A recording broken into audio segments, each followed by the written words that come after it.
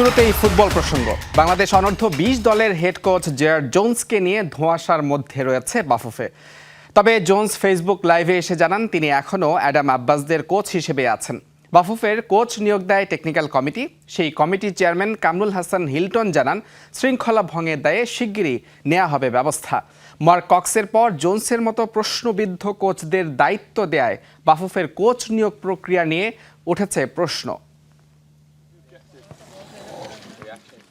উজবেকিস্তানের উদ্দেশ্যে দেশ ছাড়ার আগে মঙ্গলবার বিকেল 4টায় অনূর্ধ্ব-20 এশিয়ান কাপ বাছাই দল নিয়ে সংবাদ সম্মেলন করার কথা ছিল বাফুফের, কিন্তু সংবাদ সম্মেলন শুরুর 3 ঘন্টা আগে সেটা বাতিল করে দেয়। তাই গুঞ্জনটা জোরালো হয়, ইংলিশ কোচ জেরার্ড জোন্স কি তবে বরখাস্ত?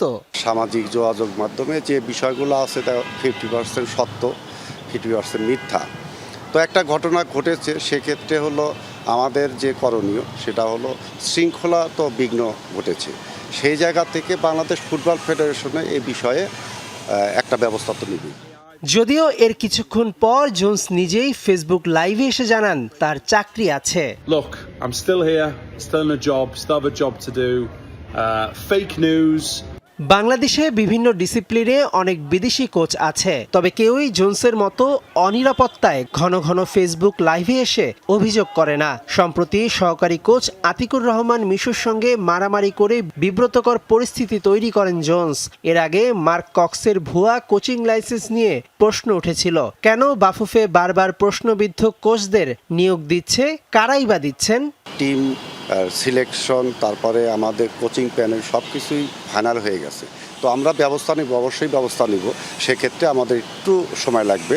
জোন্সকে বরখাস্ত করলে মিশু বা লাইসেন্সধারী যে কেউ উজবেকিস্তানে বাংলাদেশের ডাগ আউটে দাঁড়াতে পারবে, তবে তার আগে পেতে হবে এএফসির অনুমোদন। টিম এবং অনূর্ধ্ব-23 ড্রাগ আউটে দাঁড়াতে হলে সেটা প্রো লাইসেন্স লাগে, কিন্তু বয়সভিত্তিক যে দলগুলো আছে সেখানে দাঁড়াতে মিনিমাম হলেই চলে।